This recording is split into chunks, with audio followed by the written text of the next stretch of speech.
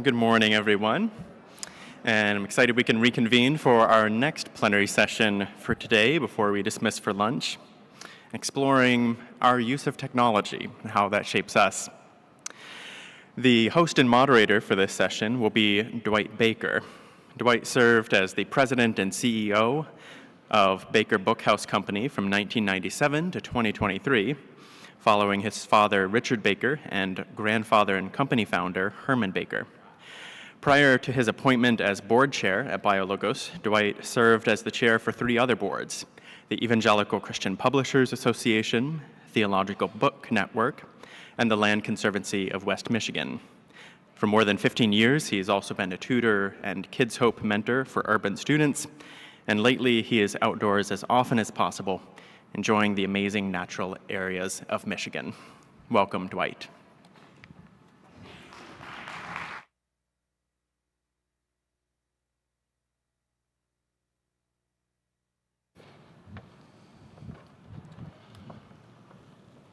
I was so pleased to see the name of Dr.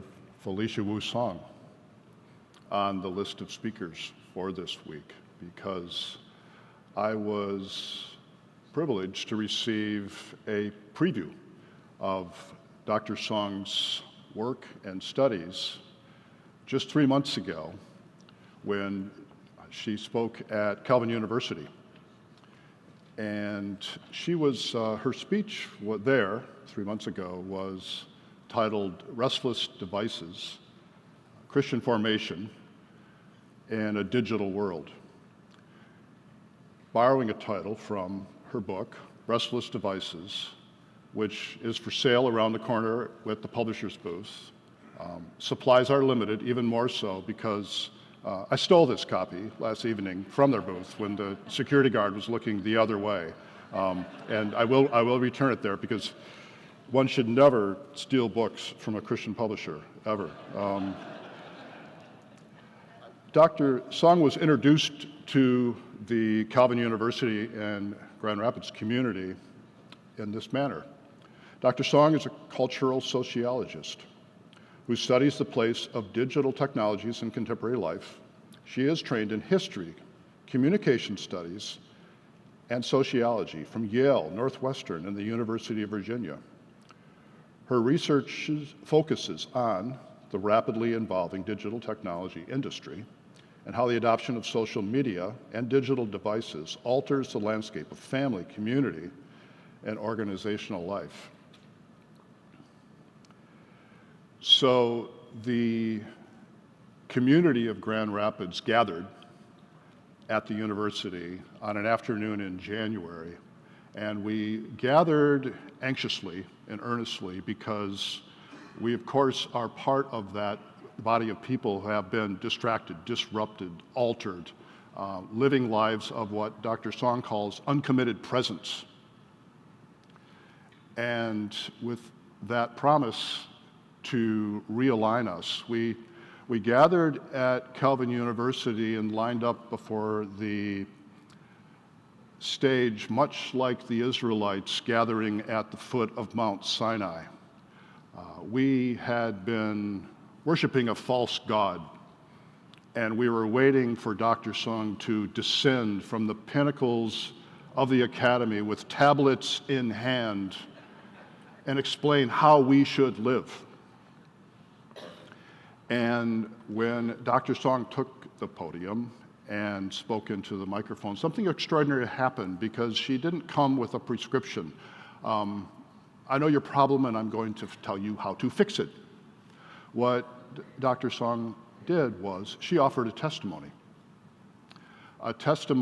explaining that she, like all of us, purchased her first device a dozen or more years ago. How she, like all of us, had enjoyed the benefits, the conveniences, the leisure, the efficiencies of that device, and how she, like all of us,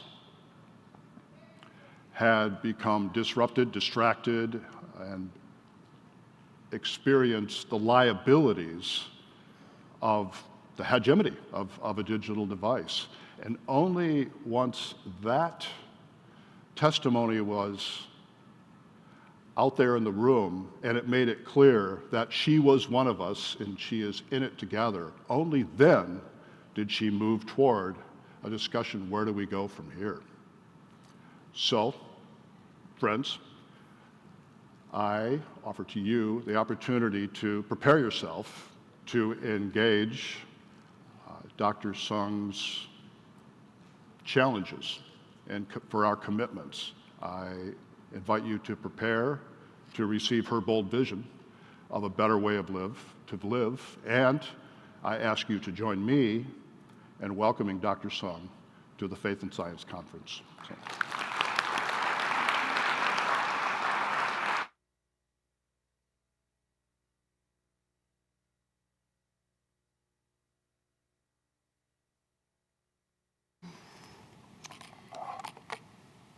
Well, thank you for your very kind introduction.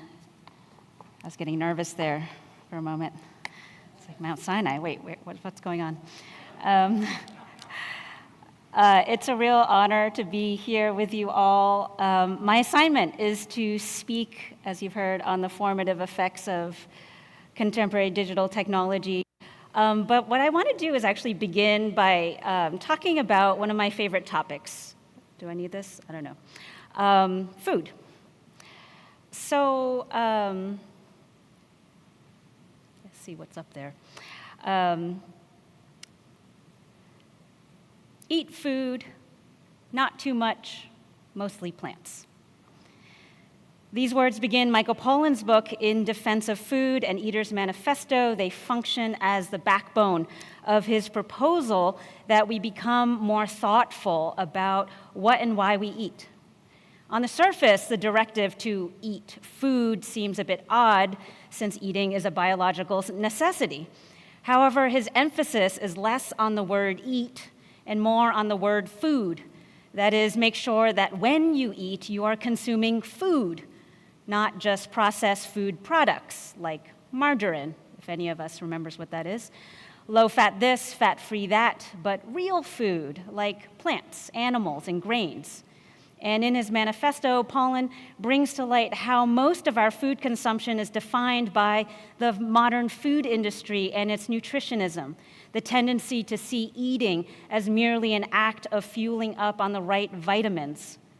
Whether we are reducing our intake of red meat or trying to increase our fiber, Pollan goes on to show that too often such recommendations are not necessarily grounded in sound scientific data, but rather promoted by vested interests like the meat or corn industries.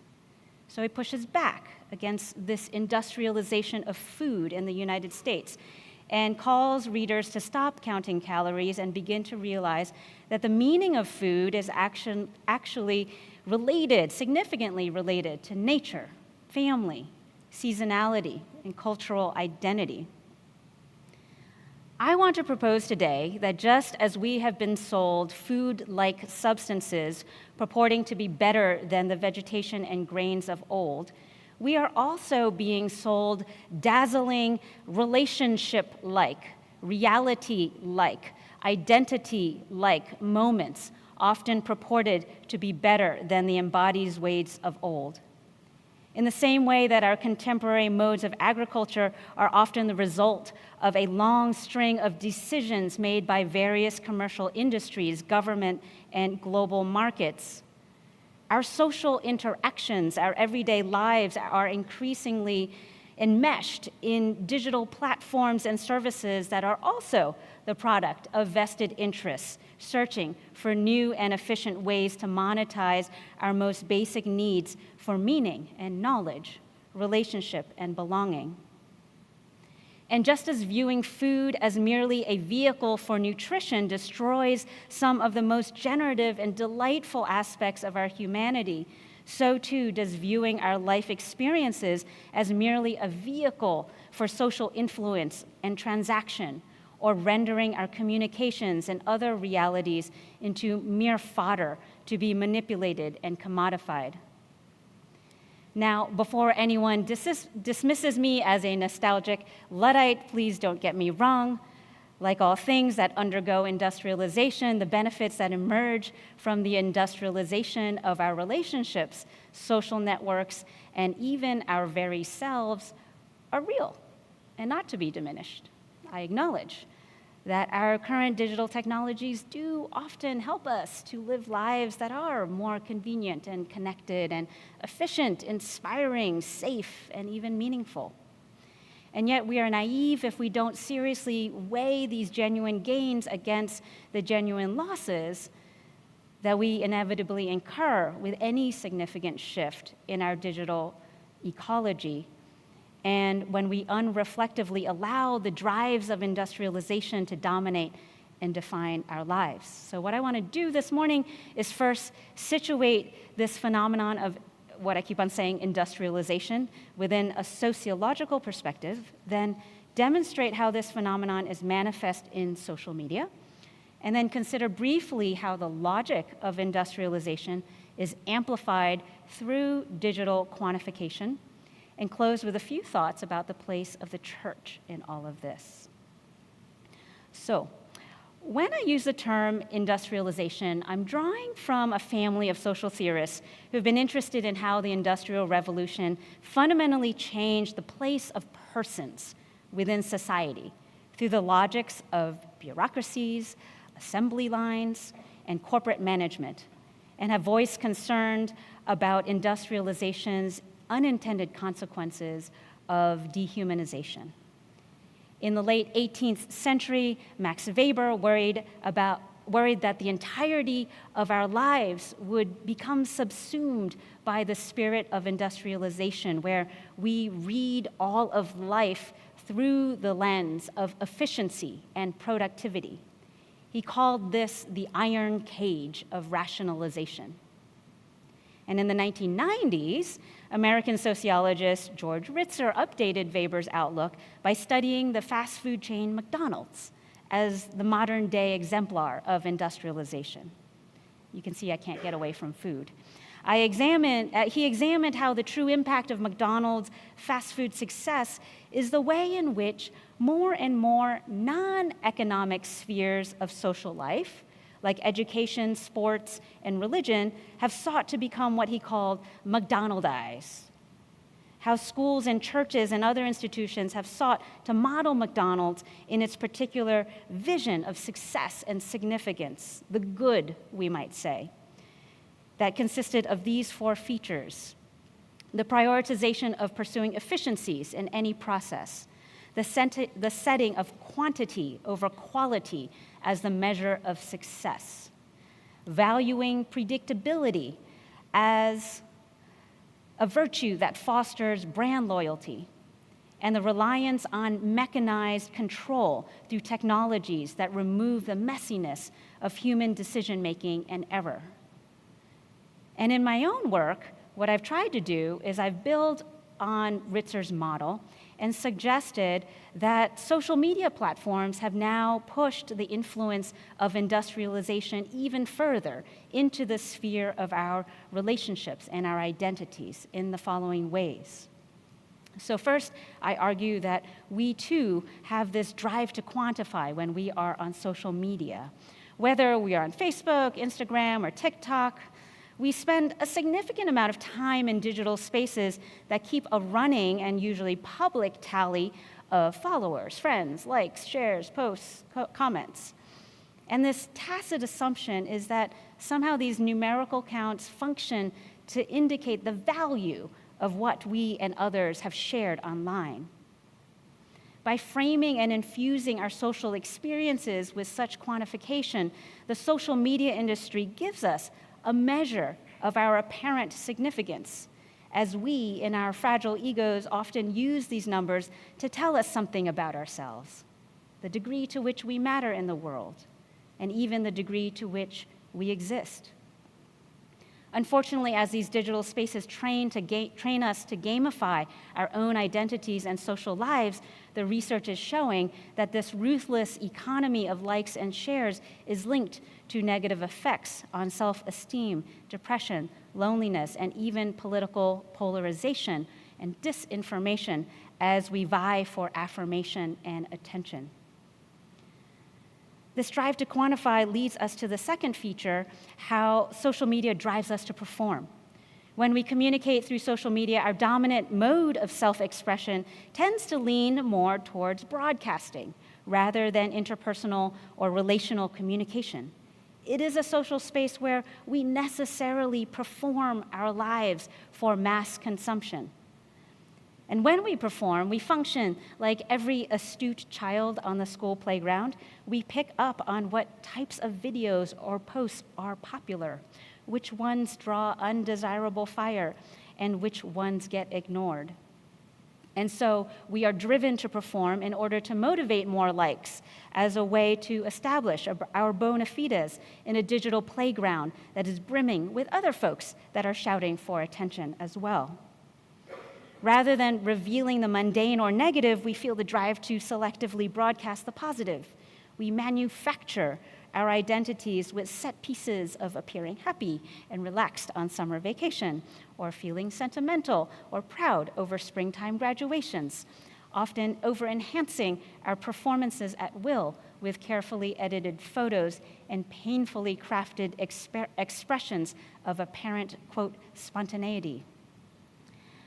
And most perplexing of all, even when we know deep down how false and misleading the social media circus really is, we are like moths to a flame, helplessly drawn into scrolling through our feeds, consuming each other's performances, and giving power to their performances to shape our perception of reality and our perceptions of ourselves. Third, the drive to reify, because so many of us typically straddle multiple platforms and digital services at each moment, every day. We are confronted with an overwhelming volume of interaction and content, and we're forced to develop standardized techniques of processing through the ceaseless stream of messages. We selectively read, delete, skip, ignore through our feeds, inboxes, and notifications. And while this is likely the only way to survive the tidal wave of content on our various screens, we are driven to reify. This is a term that Georg Lukács calls a process where a relation between people take on the character of a thing. So when we are jamming through all of our posts and emails, we can't help but reify, make into a thing, the people in our lives and whatever they post, because their utterances that require some kind of response from us is just one more task amongst many that we must complete.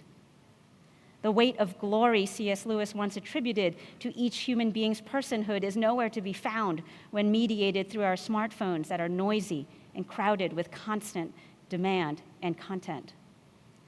And when we reify each other, we feel little or no sensation of emotional cost or accountability, leading us to say things online that we would rarely say in the former era of communication between bodies and voices. And finally, the drive to control. As we get habituated into this industrialized ecology of social media, where we take for granted the quest to become more efficient and better trained in our drives to quantify, reify, and perform, we also begin to subconsciously presume that we ought to optimize every moment and cut out whatever is considered waste.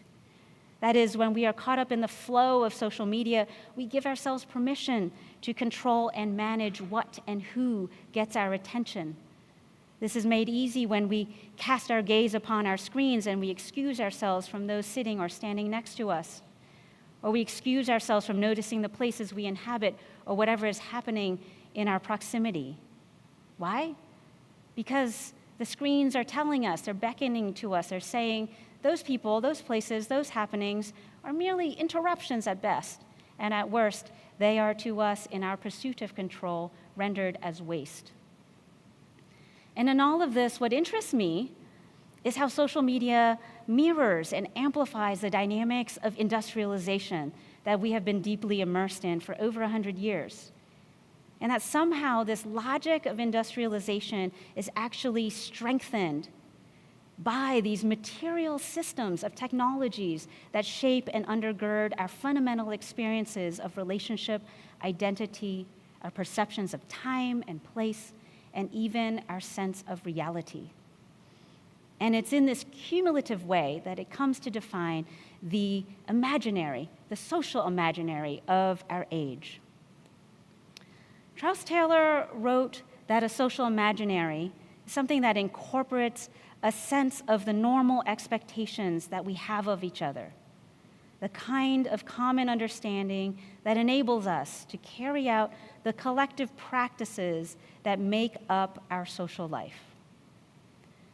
Put in regular terms, a social imaginary is a kind of story that a culture tells itself about what we believe to be our human condition and how we ought to live life together.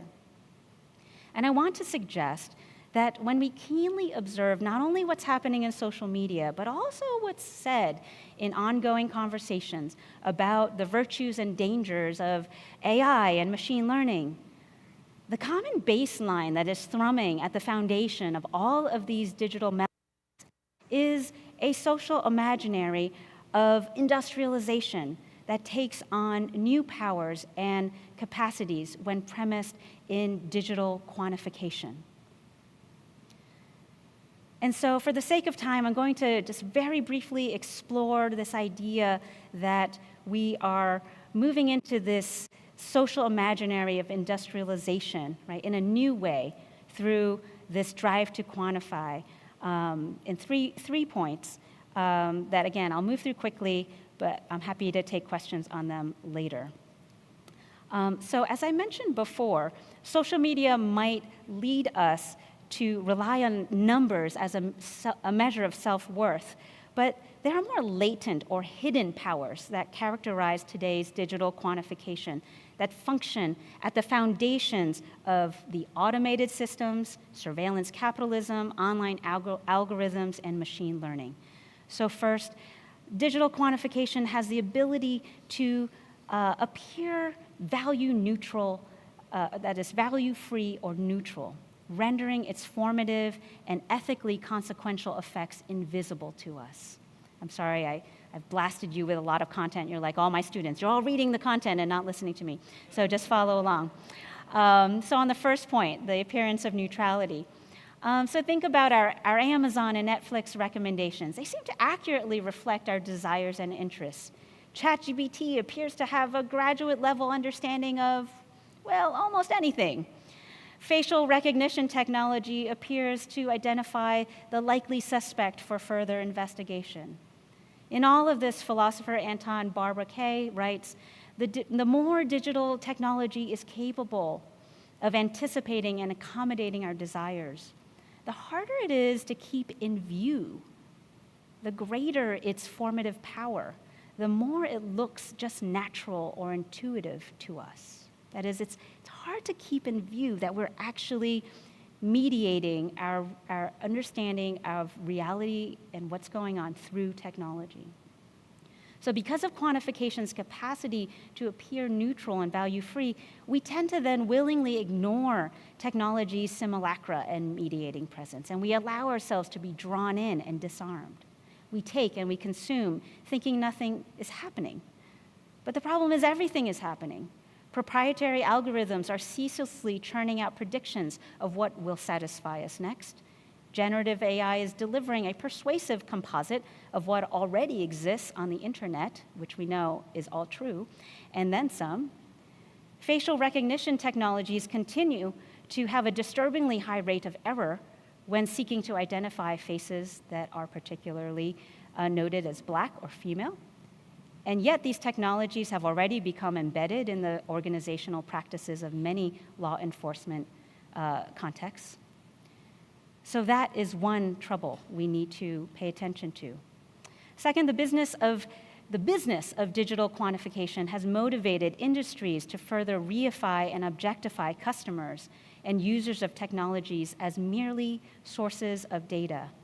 Shoshana Zuboff writes on surveillance capitalism and argues that all of our human activity and experiences are increasingly open to being treated as data in our environment that is increasingly made up of the Internet of Things. we are being extracted of our data that is being sifted and sold through our Fitbits and through our Nests and Alexas and smart cars. And finally, the illusion that quantification promotes is the presumption that all aspects of life can be controlled. What I mean by this is our digital world has the capacity to recklessly lull us into a felt quality of existence that promises us freedom from the friction of the dull, the painful, and the difficult. When the truth is, by evading some of the very limitations of our human condition, we are in fact bypassing the opportunity to discover what it is that makes life worth living. And in all these concerns is the very real sociological fact that the costs of these false illusions of neutrality and control and these hidden capacities to exploit and dehumanize are disproportionately meted out to people who are already subject to existing disparities and inequalities in our society. Consider how the concerns of dehumanization get amplified in the experiences of the populations whose lives are dependent on navigating bureaucracies of social services, public housing authorities, and criminal justice systems that are increasingly adopting digitally automated systems to make judgments on their fate. As a church, I believe keeping a keen eye on how these technologies get used to either help or keep us from advancing love and justice in our shared world is just as important as posing probing questions about what constitutes human flourishing and the good. So where is the church in all of this? What is the good news? I've given you a lot of bad news. What is the good news that there is to offer in the face of these possible futures? Jamie Smith's book, You Are What You Love, which many of you may be familiar with, argues that rather than viewing human beings as primarily thinkers who are formed by knowledge or beliefs, we should better appreciate how we are, quote, desiring creatures, primarily driven by our appetites and what we do with our bodies. And he writes that when we unreflectively adopt the taken for granted norms or practices in our culture and society, we will find ourselves engaging in what he calls secular liturgies, these personal and cultural habits that capture our hearts by capturing our imaginations and draw us into ritual practices that teach us to love something very different from the kingdom of God. What I find compelling about Smith's theological anthropology here, this view of human beings as desiring creatures who are formed by liturgical practices of all kinds, secular or sacred, is it accounts for how much we are actually being formed by the daily, individual, and collective ways in which our lives are enmeshed in digital technologies and their systems. And in that practice, our hearts and our imaginations are being captured, arguably by the logics of industrialization, training us towards its goals, its telos, its vision of the good life. And as contemporary people of faith, I think our perplexing problem is that we profess certain beliefs and commitments, but are usually being formed by and are living out the logics of industrialization. Tish Harrison Warren reminds us of a counter-narrative that we need to hold fast and reclaim when she writes this. This daily formation in contemporary America is often at odds with our formation in word and sacrament. Sorry, I'm seeing that my words are slightly different from what you see on the screen. In Christianity's alternative economy of the true bread of life, we are turned inside out so that we are no longer people marked by scarcity, jockeying for our own good, but are new people, truly nourished, and therefore able to extend nourishment to others. The economy of the Eucharist is true abundance. There is enough for me, not in spite of others, but because we receive Christ together as a community. There's a lot we can say about that. I'm going to press on and conclude with a little bit more about food. So there's a chef, Dan Barber. He runs a restaurant and a farm called Blue Hill Farm. And like Poland, he's committed to pushing back against the industrialization of our food. But as a chef, Barber is driven not by a commitment to a healthier diet or a particular ethic. Rather, his main passion as a chef is taste. The thing he cares most about is serving food that tastes amazing. And to Barber, good taste comes most naturally from untampered ingredients. And he searches out old varieties of vegetables and grains that have gone out of favor because they do not suit the large-scale transportation process that our food industry so heavily relies on. Because he sees how much the food supply is distorted by the mainstream food industry, one of his goals as a chef is to cook food that reminds his customers what food can taste like. He works with farmers to raise animals and grow plants that result in the, say, best-tasting squash, the best-tasting cheese, and the best-tasting bread, offering tastes that his diners might never have experienced before. And in this way, Dan Barber's critique of the food industry, the modern food industry, is all about a desire to reignite the imagination about food and how it can taste. And in this way, his thoughts and feelings about food are similar to my thoughts and feelings about social media, the digital world, and its industrialization of human existence. For in the same way that we may never have tasted what a squash or a green bean could really be like, I wonder if we're at the point in which we may forget, or to use the food analogy, we may lose a taste for the amazing fruit that can be born out of a social landscape where human presence is unmediated and we discover ourselves nourished as desiring but limited creatures by a God who is love.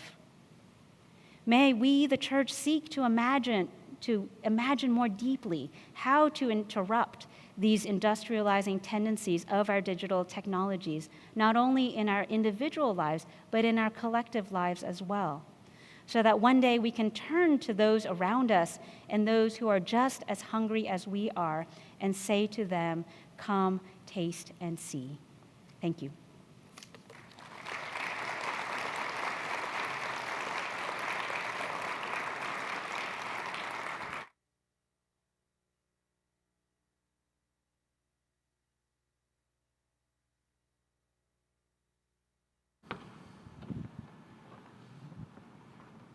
Well, I wasn't hungry before, but I'm hungry now.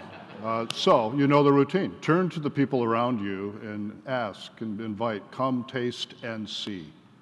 You have 10 minutes to do so, and then we will return to the podium for a Q&A session.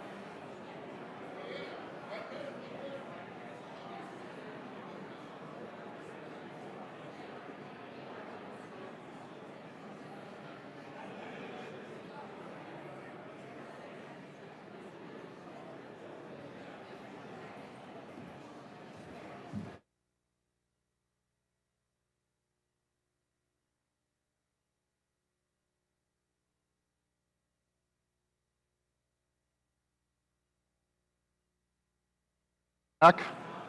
If I may have your attention, we're going to begin a Q&A session. And we have Dr. Song in one seat only up here, so she cannot dodge anything you throw at her. I do want to reference a series of questions that have been hovering for the entire conference, waiting for a chance to land. And they have reappeared here, and they deserve a reply, and they're the person that gets to do it. They're coming from different perspectives with different contexts, different specifics, but the question is about indigenous wisdom and what we in Western civilization might learn from not just pre-industrial, but prehistoric societies. Even an hour ago, we had an image on the screen of the family outside of the cave with the mastodons roaming in the background on the left, and on the right, 4 kids lined up with their devices on the sofa. Yet another reference then to the disparities. So put as simply as possible, what can we learn from indigenous wisdom and traditional cultures? Yeah, that's a great question. I think we have a lot to learn. When we think about the history of industrialization and how it is premised on a presumption of control, where I kind of ended the talk, right? I think indigenous wisdom starts with a completely different premise, right? That as human beings, we are not masters of the universe. We are in relationship with nature. We are in relationship with our ancestors. We are in relationship with the people and the communities, the collective. And so I think the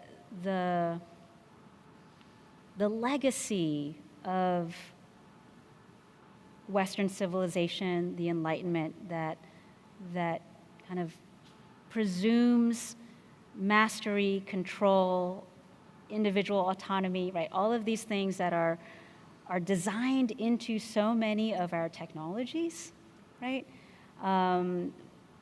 We need to pay attention to and recognize that there are alternatives. And I think that these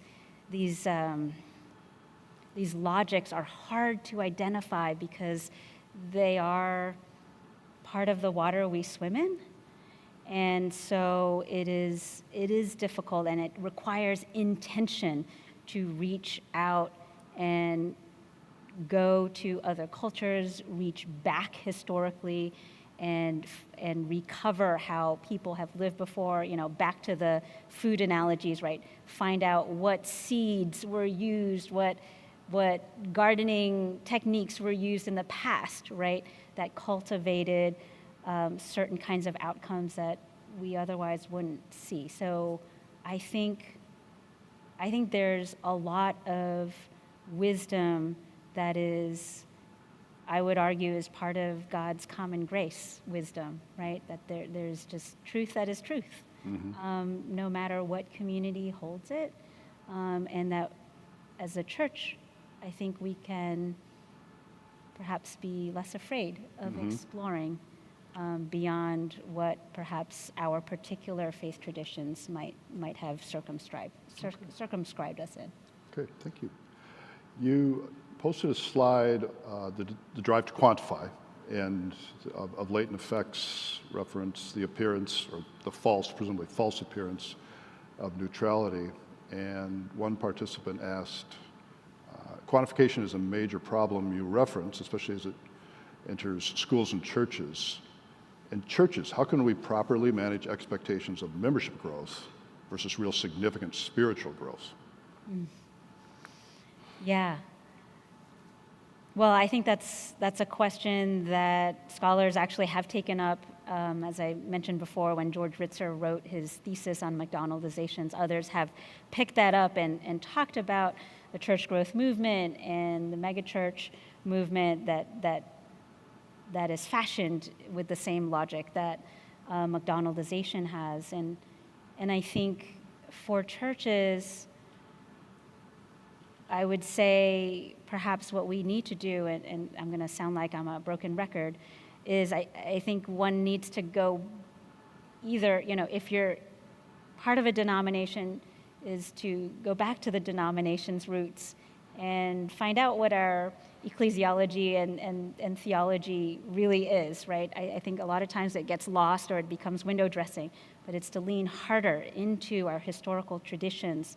We don't come from a church that has a denominational, particular faith tradition to hearken back to. I think that instead of being swept away by the kind of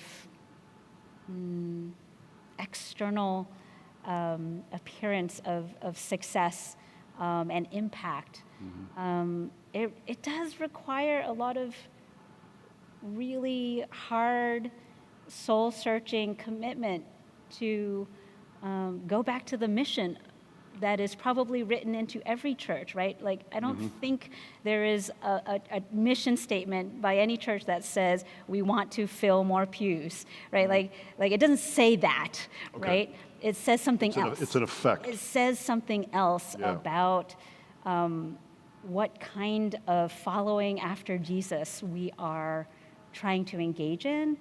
And so qualitatively leaning further into that rather than following some kind of playbook that perhaps we've received, I think is the work that needs to be done. And I think that,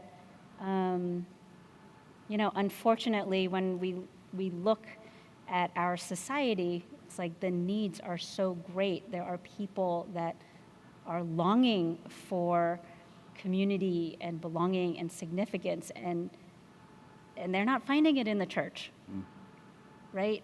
Yeah. And so we just need to pay attention to that and say, okay, well, maybe we need to readjust our strategies here. Okay.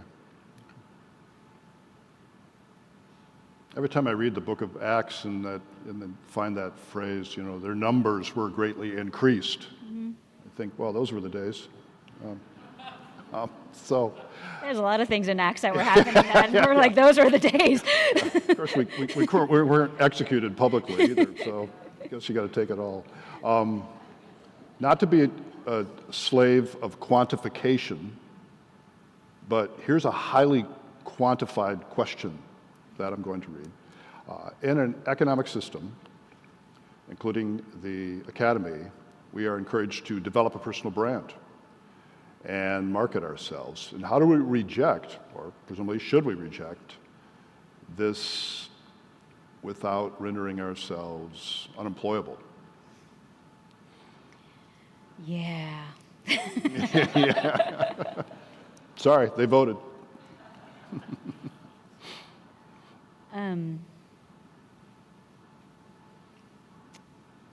There are always costs to rejecting the dominant system in play. We can't be naive about that. The question is, what is God's calling for you? What is the vocation? And how does one live into that with integrity? And so for some of us, it might mean playing the game. Because we feel conviction that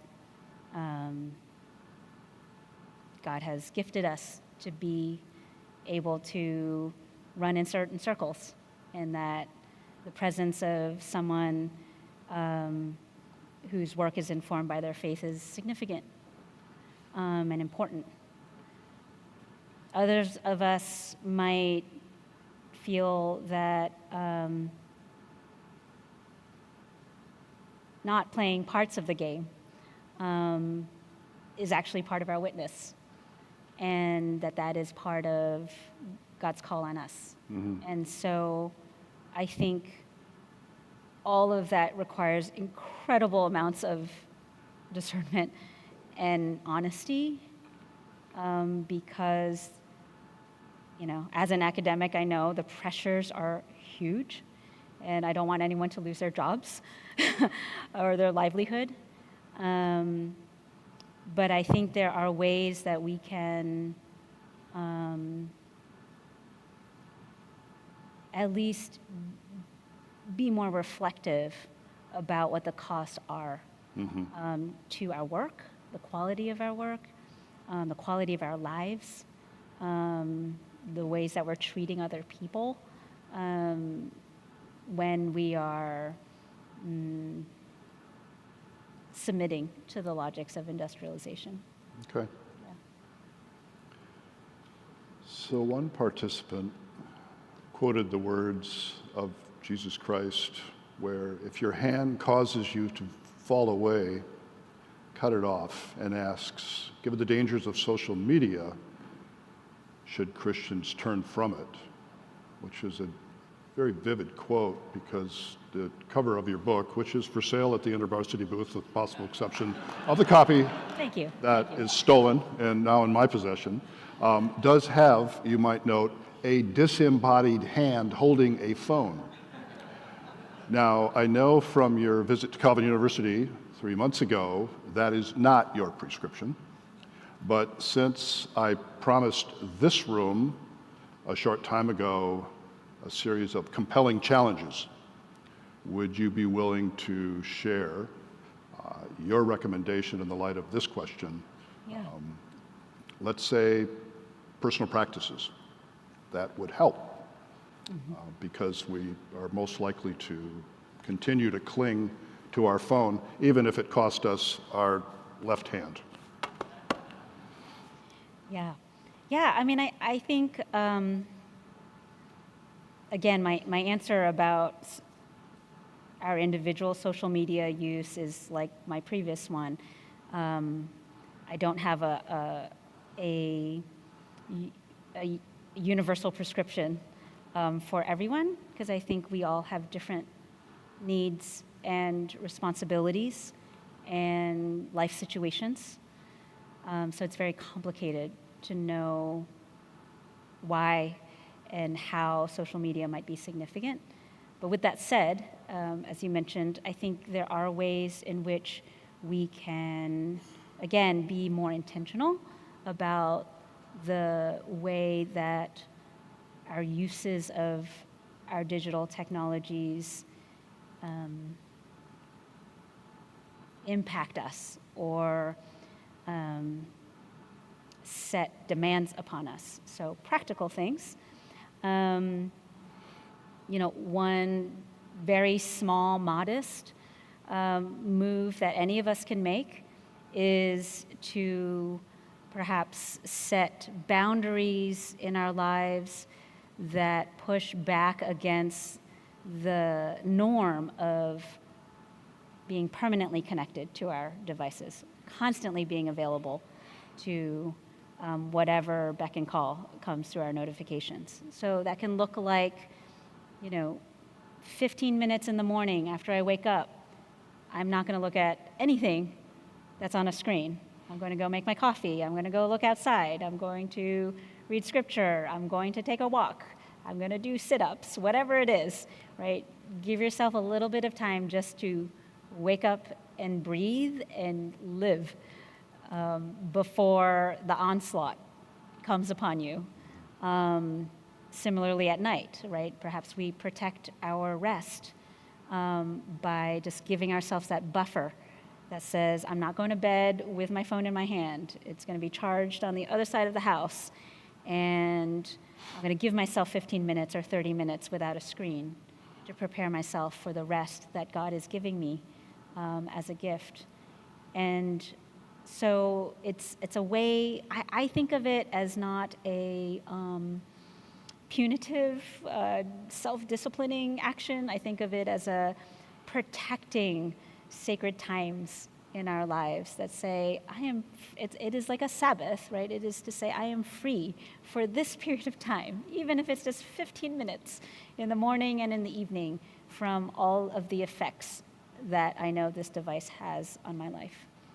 A big part of what I write about in the book, in the presentation, I mentioned Jamie Smith's secular liturgies. He also writes about counter liturgies, right? This need to to develop habits that push back against the secular liturgies, right? So these are positively we got I call them like human forward habits that remind us of what is true and what is good.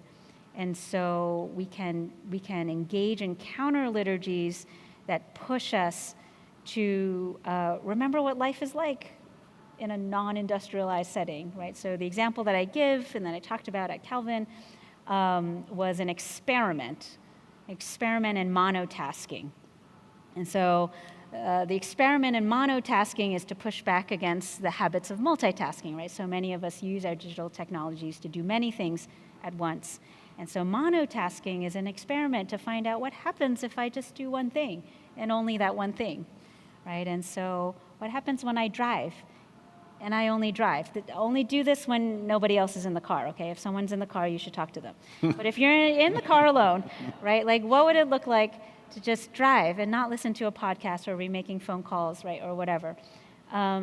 Just to drive and discover what that silence brings and use whatever we discover to learn about ourselves, to perhaps hear the voice of God, perhaps actually see our neighbors, see the places that we're driving by that we usually dismiss, and find out.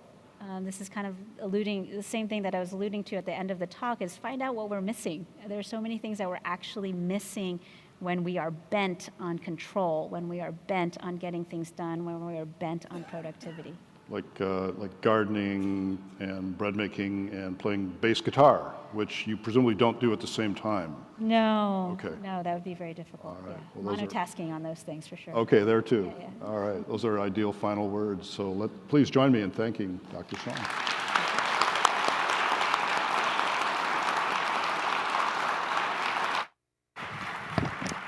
I'll add my thanks as well to Felicia and to Dwight for that wonderful session. We now get to break for lunch, which is good because we talked a lot about food as metaphors and all of that. So the box lunches are again available outside. You're welcome to go enjoy the beautiful weather outside or find somewhere in the convention center that you'd like to eat. And one quick thank you as well to all those that joined the service opportunity during lunch yesterday. That was in partnership with the Diaper Bank of North Carolina, which is able to get diapers in mass quantities with some economy of scale, and then have volunteers help to repackage them to spread them to families that need them. So nearly 5,000 diapers were packaged and are going to be with families that need them by the end of next week. So thank you to those that were part of being a positive impact in our presence here in Raleigh. Enjoy your lunch.